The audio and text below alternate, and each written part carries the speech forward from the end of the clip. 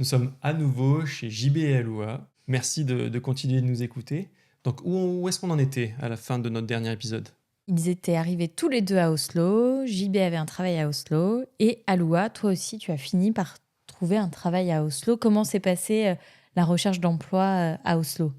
Quand je suis venue à Oslo, j'ai toujours étudié, donc je pouvais travailler à 50%. Et j'ai trouvé mon boulot toujours dans le resto. Ça s'appelait Freddy Fuego, les meilleurs burritos de Oslo. C'est vrai, ils étaient très très bons. Ouais, après, elle nous a fait des burritos et je veux dire, c'est devenu un repas phare. C'était les meilleurs burritos d'Oslo avant qu'Aloua sache les faire chez elle. Parce que Ouais. là, il y a eu un avant et un après, quoi. C'est vrai. Ouais, je travaillais là-bas pendant quelques mois.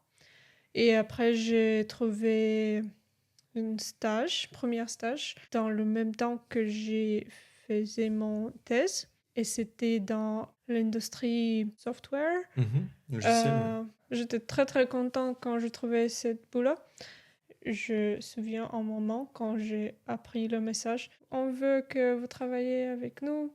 Et c'était quand on était sur le chemin pour aller en Hita, ouais, tout ensemble. En chalet, ouais. On partait en week-end en chalet, ouais. Ouais. Et tu as eu du coup l'annonce qu'ils voulaient te garder en CDI. Ouais. Et aussi, on avait un peu crazy virage. Ah oui, on avait dans la voiture. Et je pensais, oh non, je juste... je viens juste de décrocher un job. Oui. Je veux pas mourir. C'est vrai que pourtant, on avait loué. Et c'était quand même une assez grosse voiture, très lourde, donc en soi très stable.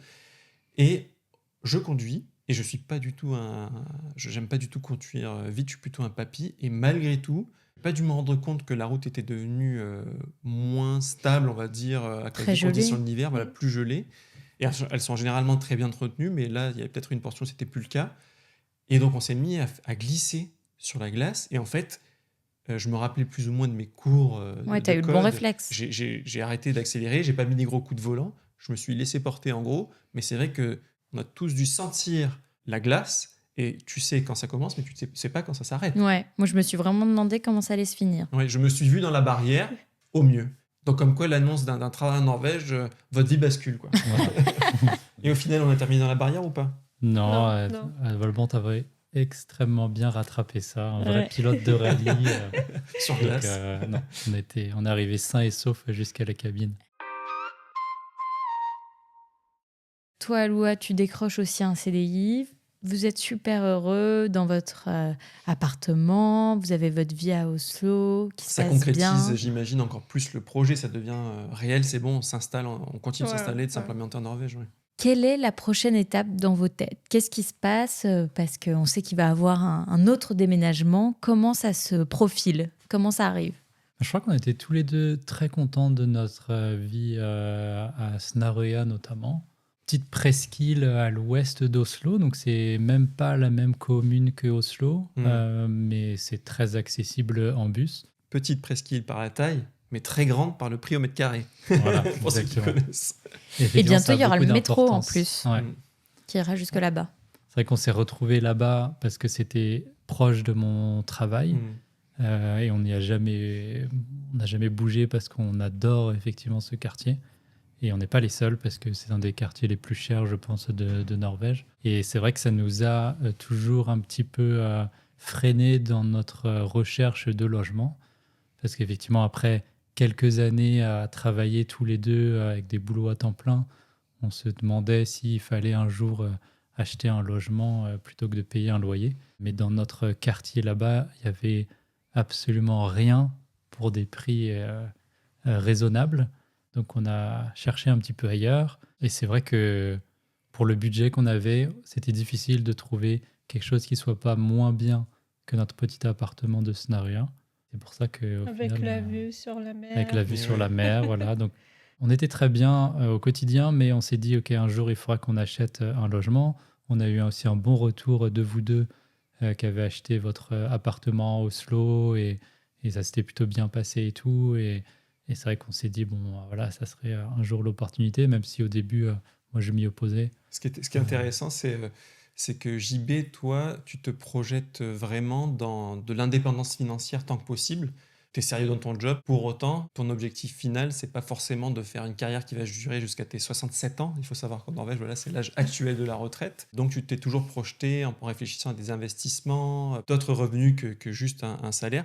Et on a souvent eu des conversations qui étaient intéressantes, notamment celles où on s'est retrouvé au mariage d'amis en Espagne, où on a posé Étude de cas. exactement le business case, l'étude de cas de notre premier achat d'appart avec Lucie. Et jusqu'à présent, je n'avais pas vu l'intérêt pour nous d'acheter un appart hors de prix à Oslo. Mais c'est vrai que noir sur blanc, ça nous a vraiment donné un déclic. Et je pense qu'au final, quelques semaines après avoir fait cette étude de cas-là, on avait plus ou moins signé pour une maison au final. Donc on a décidé de s'éloigner de Oslo, d'aller vivre dans une ville qui s'appelle Sandefjord, à 1h20 de route au sud-ouest d'Oslo, au bord de la mer toujours. C'est un critère important pour Aloha. Elle qui vient d'un des pays les plus enfermés, enclavés, en plein milieu d'un continent, mais il fallait que ça soit au bord de la mer. Donc c'est un peu plus au sud d'Oslo. C'est plus au sud d'Oslo, voilà, c'est climat à peu près pareil, beaucoup de côtes assez sauvages, des belles plages, beaucoup de soleil l'été. Beaucoup de criques, ça c'est vraiment, je trouve que c'est caractéristique de cette partie-là de la Norvège. Très ça morcelé. Ouais, ça fait penser un peu, moi qui vis pas très loin à la base des Calanques, dans le sud de la France, je trouve qu'il y en a qui sont similaires. On peut voir de l'eau limite turquoise selon les endroits. Enfin, ça peut être très très beau. Ouais. C'est très très beau, très agréable en plus en été. La température de l'eau est plus chaude, je pense, que celle de Bretagne auquel j'étais habitué en étant petit. Et aussi, peut-être, on peut dire qu'on était sur cette côté de Norvège, à Hita. On est allé en week-end dans des chalets ensemble dans cette région et on aimait beaucoup la nature aux alentours. Et qu'est-ce qui vous a fait choisir Sandefjord plutôt qu'une autre ville de Norvège ? Alors, très clairement, le facteur principal, c'était le coût de la propriété. Parce que on était bien dans notre appartement d'avant, on ne voulait pas changer pour quelque chose qui ne nous faisait pas envie, et de mettre toutes nos économies et de s'endetter pour quelque chose qui ne nous faisait pas envie. Et en fait, pour le montant qu'on voulait mettre, on n'avait que des petits appartements dans notre quartier de Snarøya, des appartements de 55 à 65 mètres carrés. Et pour nous, ce n'était pas idéal non plus parce qu'on savait qu'on voudrait fonder une famille un jour et on n'avait pas envie de rechanger 2 ans après. Bah oui. Donc voilà, donc c'était aussi très calculé. On s'était dit on veut quelque chose qui soit un peu future-proof, voilà, prêt pour toutes les prochaines années et pour nos prochaines étapes de vie. Et effectivement, donc le coût du logement à Oslo est très cher. Et plus on s'éloigne de la capitale, plus ça devient abordable. Et on avait une deuxième envie, c'était de trouver un logement dans lequel il y aurait une annexe à louer pour le pouvoir... fameux Hibbel. Voilà, exactement. Pour pouvoir percevoir un loyer et au final amortir un peu nos dépenses de prêt immobilier.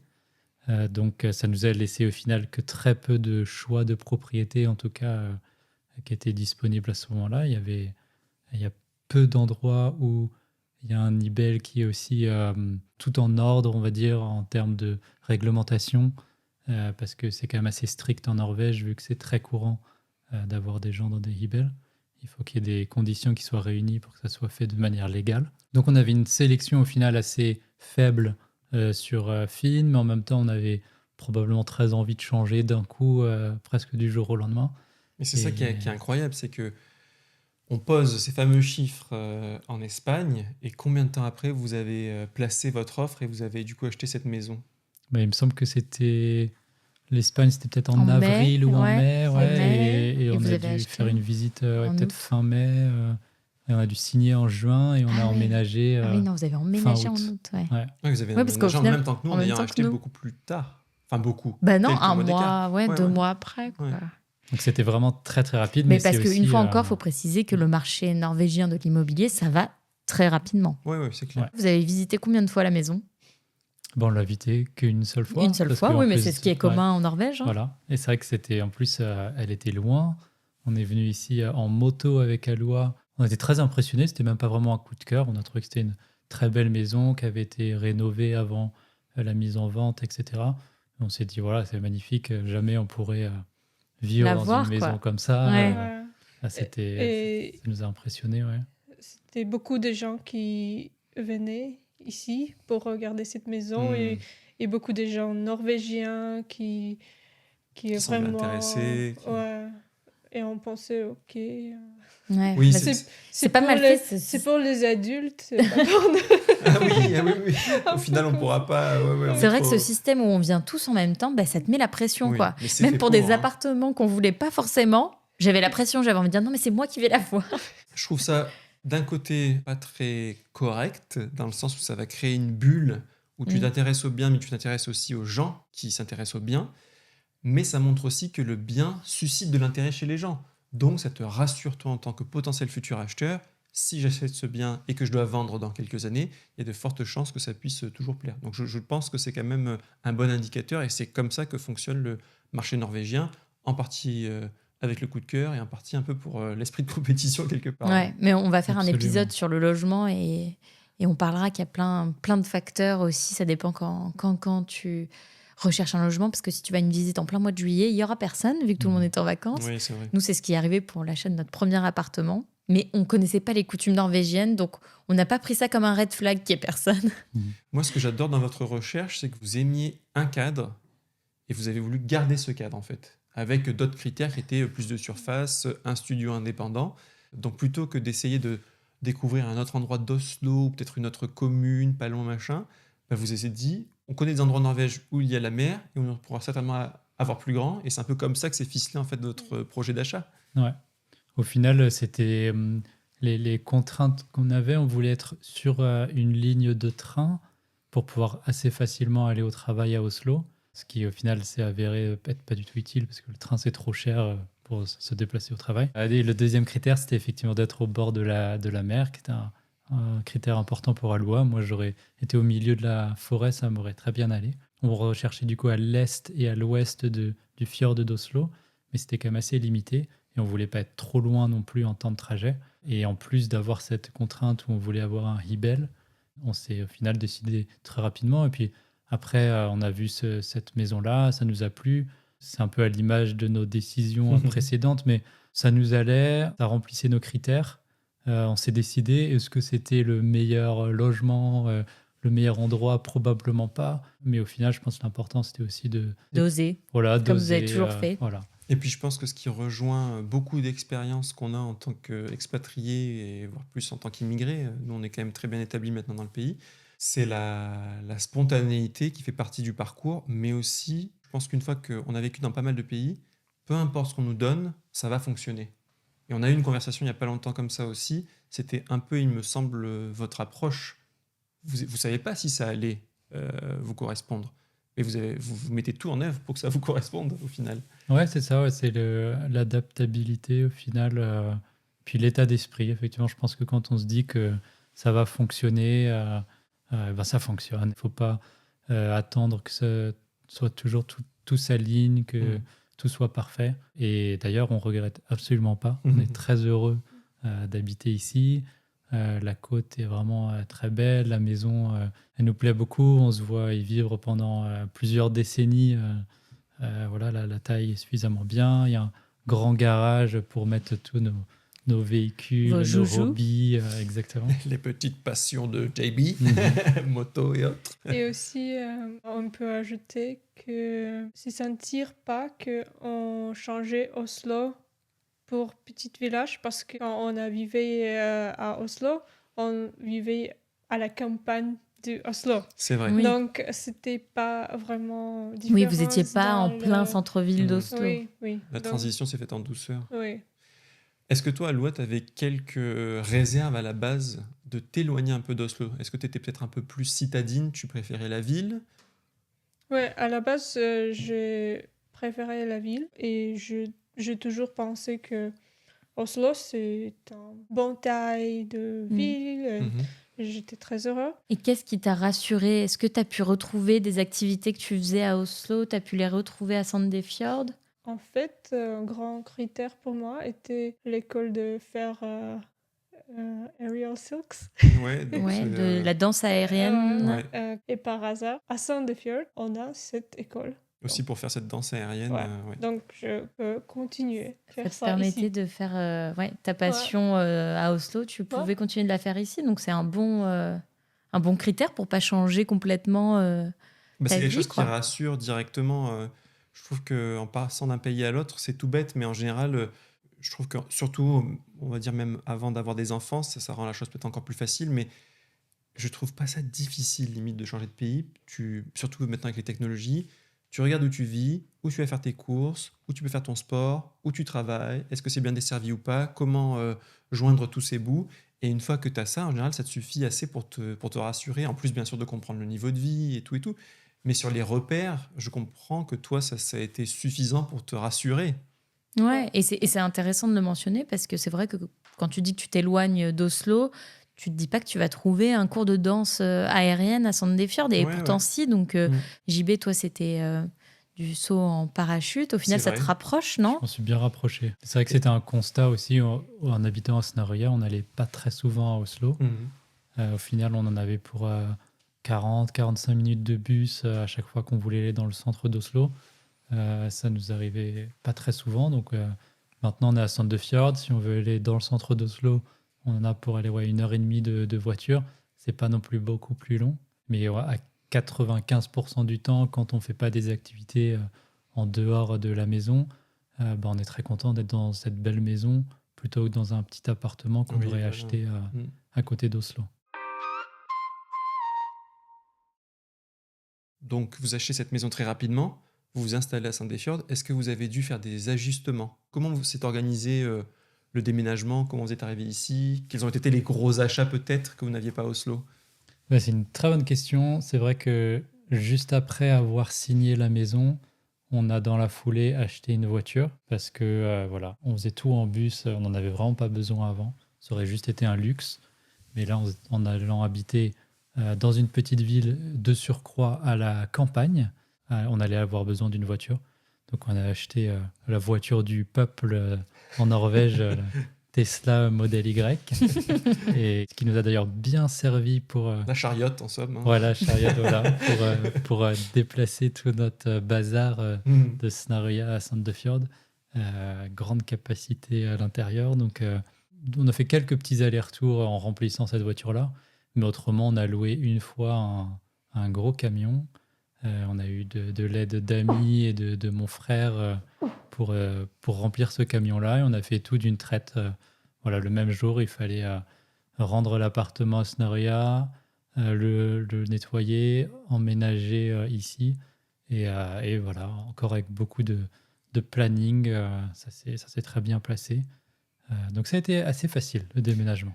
Bah, à côté de vous, à chaque fois, je me dis, vous êtes la Ouais. meilleure version du planning, quoi, parce que je me rappelle que pour votre déménagement, il y avait déjà eu un Excel, comme souvent. Oui. Alors, pas avec des chiffres, certainement celui aussi avec des chiffres, mais là, c'était plus pour répartir, je crois, dans les boîtes. Et je me rappelle qu'elle était hyper bien organisée avec les cartons, de sorte à ce que tous les cartons soient prêts et que ce déménagement se fasse en gros, limite sur une journée, en tout cas avec le fameux camion que vous avez loué. Là où nous, on a fait n'importe quoi. on a fait un peu des cartons. Avec mon ancien boulot, j'arrivais à avoir accès à un van, donc on avait fait pas mal d'allers-retours. Et mon pauvre JB, même toi, je t'avais réquisitionné avec la fameuse Tesla que tu avais déjà. Et je pense, C'est je me vrai. rappelle de ta tête et de celle d'un autre copain, Adam, quand vous êtes arrivé dans la maison et que vous êtes dit ah, mais il n'y a quand même pas C'est beaucoup pas de en choses dans les carton. cartons. Donc voilà, il y avait deux salles, deux ambiances un peu. Au Ouais. final, tout marche. Si on redéménage, on prendra vos tips, vos Excel Voilà. pour tout répartir bien comme il faut, comme des cartons. Mais on avait une excuse quand même. Rappelle-toi, j'étais enceinte et complètement malade. C'était mon premier trimestre, donc tu n'avais pas eu beaucoup d'aide sur ce coup-là. Oui, donc en somme, une mauvaise excuse. Non, je plaisante. C'est vrai que l'avantage pour nous, c'est que, notamment pour l'achat de la maison, on a pu bénéficier de votre expérience. Donc, on a Il avait beaucoup Et de vu toutes parlé les erreurs à ne pas de reproduire. notre non-planning. je pense qu'on a beaucoup On parlé va avec vous investir, pour la maison. Pour les cartons. Oui, c'est vrai. Ouais. Et dans les autres achats dont vous n'avez pas besoin à Oslo et que vous avez fait en arrivant ici, la maison a un jardin. Est-ce que vous pouvez nous parler d'un autre achat aussi important? Et c'est assez rigolo. Là, encore une fois, une question un peu d'organisation, de planning. Mais avant même d'avoir déménagé, on avait commandé plein d'outils dans notre appartement à Sénarien pour la maison. Donc notamment robot tondeuse, robot aspirateur pour la maison. Voilà, on s'est dit on va passer d'être locataire d'un 36 mètres carrés à être propriétaire de 150 mètres carrés habitables. Ça allait nous prendre beaucoup de temps, donc on a essayé de robotiser tout ce qu'on pouvait. Qui est une très bonne stratégie d'ailleurs. Ouais, absolument. Non, je pense que ça nous a beaucoup, beaucoup aidé. C'est vrai que les premières semaines après avoir emménagé dans la maison, on avait quelques petites disputes parce que justement, il y avait beaucoup de choses à faire, de petits trucs à installer dans la maison, de jardinage, etc. Mais depuis, je pense qu'on est encore bien organisé, on a un peu chacun nos tâches et ça nous fait pas peur de s'occuper du jardin, de faire des travaux dans la maison, réparer des trucs dans le garage. Donc, on est très, très à l'aise maintenant. Vous avez pris vos petites habitudes. Absolument. Donc là, ça fait 1 an que vous êtes arrivé dans cette maison. Vous êtes très heureux. Comment s'est passée l'intégration à Sandefjord, avec l'intégration dans le quartier, le travail, comment vous gérez, et aussi la météo et les intempéries. J'imagine qu'en campagne, c'est pas géré de la même façon que dans le centre d'Oslo.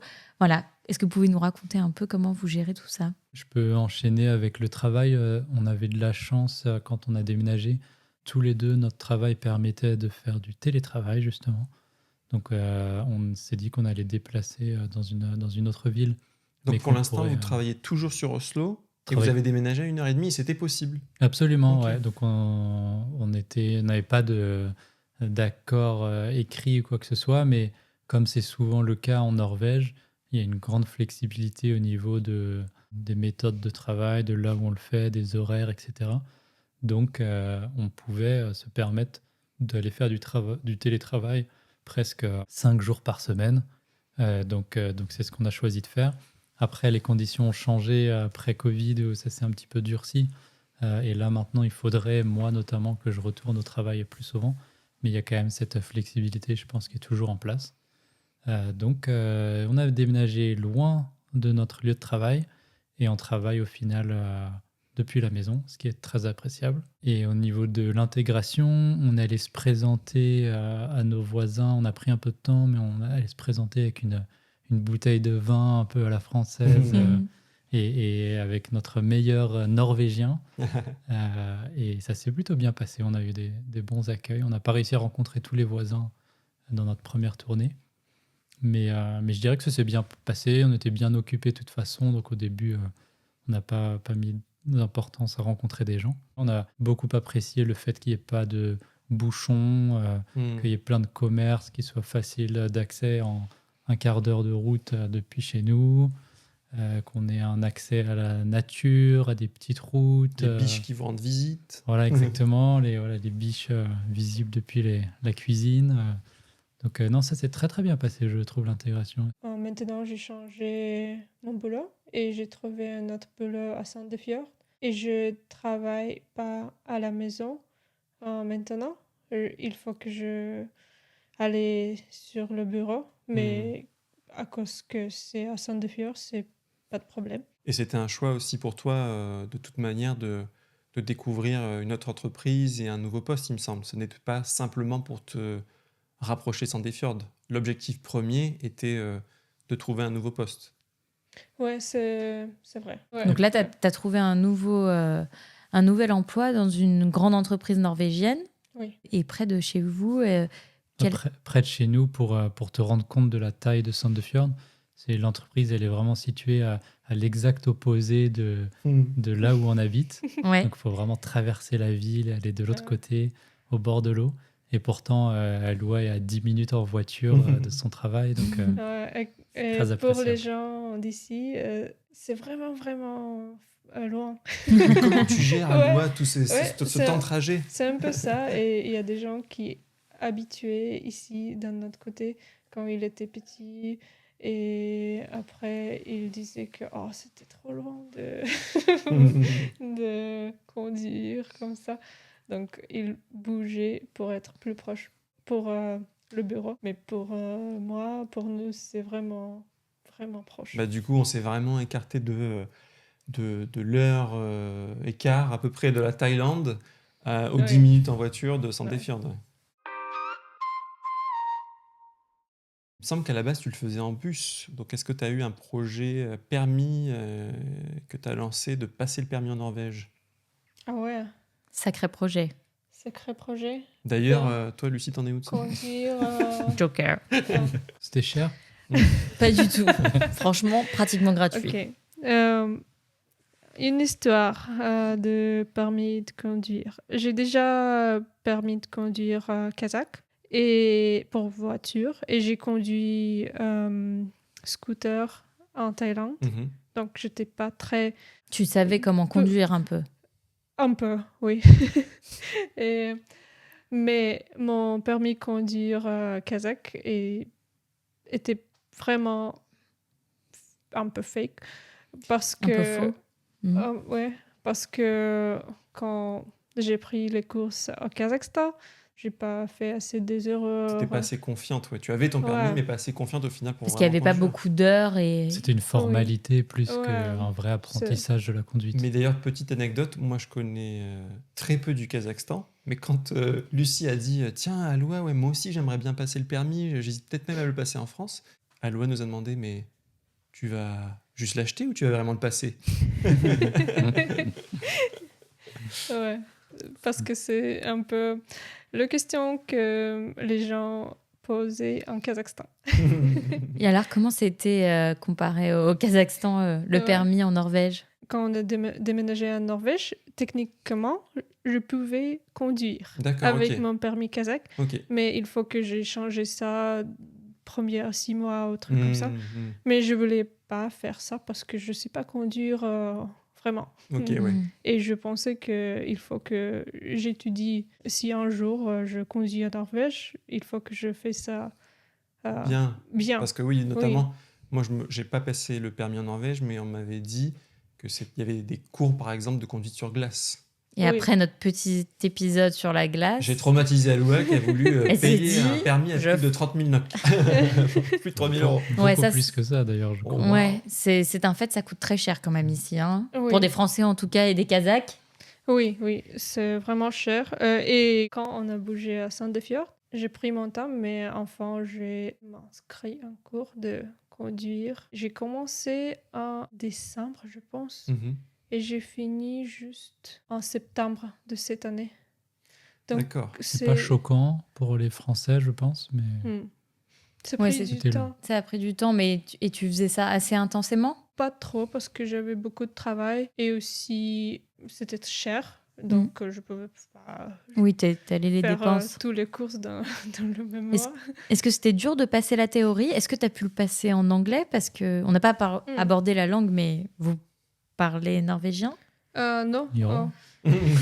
Parle lite, juste un peu. Je pouvais parler anglais avec mon instructeur. Elle était à moitié espagnol, moitié norvégien. Donc, c'était bonne chance, mais aussi tout le monde parle anglais en Norvège. C'était vraiment bien. Et les Mais, cours théoriques, le support était en anglais aussi? ça, c'est non. Ah. Il y a quelques cours obligatoire. ouais. obligatoires qu'il faut faire pour tout le monde. Et ils sont en norvégien.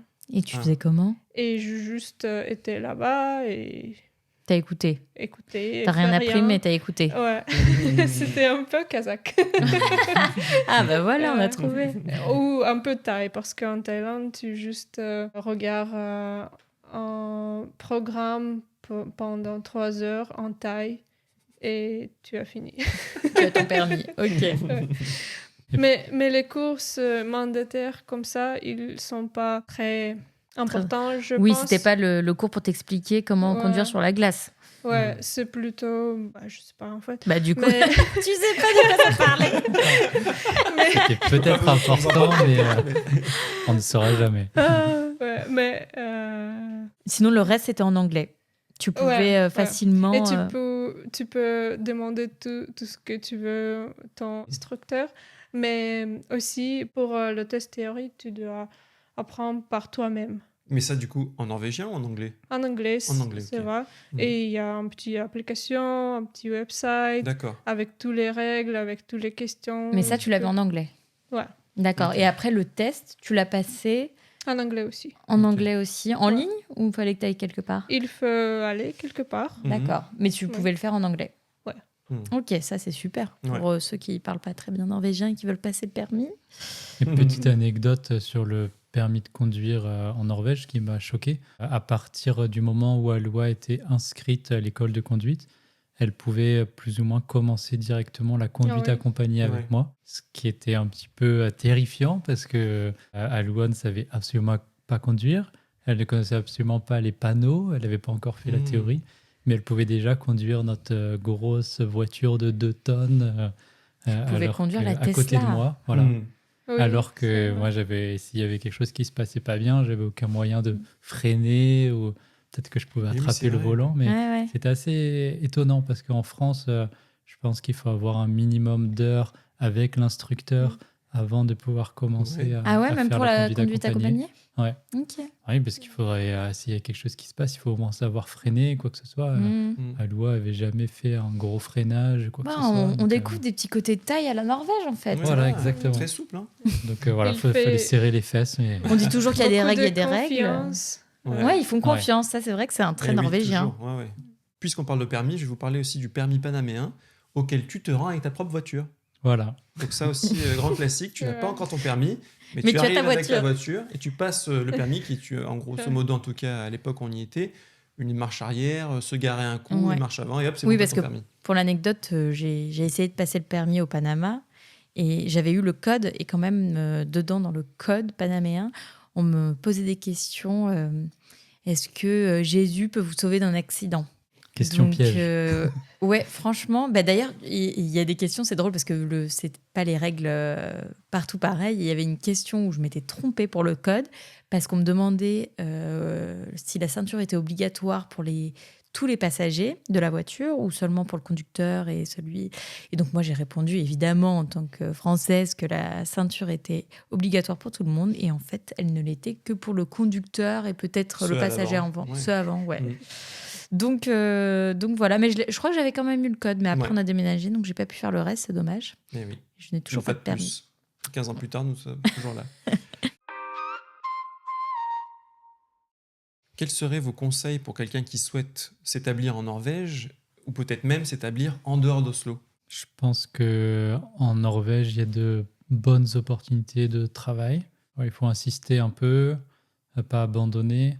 Mais je pense qu'une fois qu'on a un travail ici, c'est beaucoup plus facile d'en trouver d'autres, etc. Il faut vraiment avoir un pied dans le système. Quitte à passer par un travail plus alimentaire. Absolument, ouais. Et effectivement, si on a l'opportunité de s'installer déjà en Norvège, d'avoir déjà une adresse, un numéro de téléphone norvégien, je pense que ça aide aussi Ouais, sur les candidatures. Il faut toujours rassurer au maximum. Déjà, ouais, l'adresse, le Mm. numéro de téléphone, très important. Et en plus, une ligne de... En gros, on a été validé par une entreprise norvégienne, mais que ce soit dans de la restauration, de l'hôtellerie, même si au bout, on cherche un travail en entreprise, ça reste rassurant. Donc, il ne faut pas hésiter peut-être à se lancer sur ça si on voit que ça ne prend pas dès le début. Ouais. Et après, pour des conseils pour s'installer, bien réfléchir à ce qui est important pour nous. Au final, nous, on s'est rendu compte que ce qu'on appréciait beaucoup de la Norvège, c'était l'accès, par exemple, à la nature. Ici, on peut facilement aller faire un super road trip l'été, voir des paysages magnifiques, faire de la randonnée, du camping. Et toutes ces activités-là, d'ailleurs, en Norvège, sont essentiellement gratuites, très accessibles, pas trop fréquentées. Donc voilà, si on recherche une vie, par exemple, de restauration intense ou de boîte de nuit ou de musée, c'est peut-être pas le bon pays. Mais si ce qu'on recherche, c'est passer du temps en famille, avec des amis, dans la nature. Là, Griller c'est des saucisses. Absolument, Voilà. voilà. Là, c'est un bon choix, probablement. Mais il faut être rationnel sur ses attentes Ouais. pour pas être déçu. Qu'est-ce que tu aimes, toi, particulièrement aussi à Loua, en Norvège? J'aime bien la nature, bien Mhm. sûr, mais aussi le rythme de la vie. En tout cas, j'ai un autre conseil pour les gens qui veulent s'intégrer en Norvège. Je trouve que depuis qu'on a eu un petit chiot, c'est beaucoup plus facile de rencontrer des gens parce que déjà, ça nous a poussé à bien profiter de la nature, des balades, on marche tous les jours et on a eu beaucoup de succès, beaucoup de gens qui s'arrêtent pour parler avec nous. Donc ça nous a aidé aussi à rencontrer des gens et à être intégrés, je pense, dans le quartier, etc. Ouais, je plus sois, nous, le fait d'avoir un chien, ça a permis déjà un premier vecteur d'intégration. On a trouvé des amis qui avaient des chiens aussi. Et puis après, avoir des enfants aussi, ça permet de créer des liens avec des Norvégiens. Mais c'est vrai qu'avoir une activité commune. Oui, si vous venez juste d'arriver, peut-être en tant qu'étudiant à Oslo, ne vous mettez pas tout de suite à chercher un chiot et à vouloir faire des enfants. C'est pas ce qu'on vous conseille. Mais c'est vrai qu'avec le recul, et on nous l'avait dit déjà avant d'avoir aussi bien un chien que des enfants, que ça allait certainement faciliter les rencontres spontanées, ce qui n'est pas forcément facile quand chacun est dans son quotidien. Et ça a été le cas. Et des petits hobbies aussi. Mais déjà, je pense qu'ils sont ouverts pour être plus proches et pour savoir, toi, plus, si tu veux. Oui. Si tu... Le fait de partager la même passion, ça vous permet de créer du lien. À la base, quelque chose de très niche, de très en commun, va faire que l'amitié va peut-être se créer plutôt que je croise quelqu'un dans les transports. Ça marche moins peut-être comme ça spontanément en Norvège. Absolument, et on ne lira pas d'amitié dans la rue ou dans un bus en Norvège. Mais par contre, les gens sont très ouverts une fois qu'on partage leur hobby entre la randonnée ou un club sportif, etc. Donc ça, c'est un excellent conseil, je pense.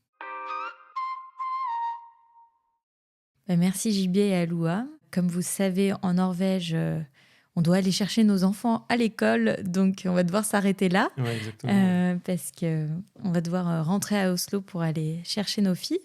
Mais merci beaucoup de nous avoir partagé vos expériences de la Thaïlande à Ålesund, de Ålesund à Oslo et de Oslo à Sandefjord.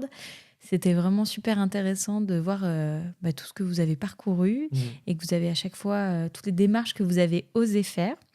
Et puis, je pense qu'on se retrouvera un de ces quatre pour un nouvel épisode parce que ça ne s'arrête pas là. Hein, vous êtes parents d'un petit chiot, mais bientôt, ce ne sera pas un petit chiot, ce sera un petit bébé. Ouais, donc merci encore à vous deux. Et on vous dit merci à vous de nous avoir écoutés.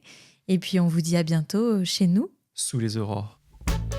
Si cet épisode vous a plu, pensez à nous laisser une note et un avis sur votre application d'écoute préférée. Ou un commentaire sur YouTube, ça nous aide énormément à faire grandir le podcast. Merci et à très vite pour le prochain épisode.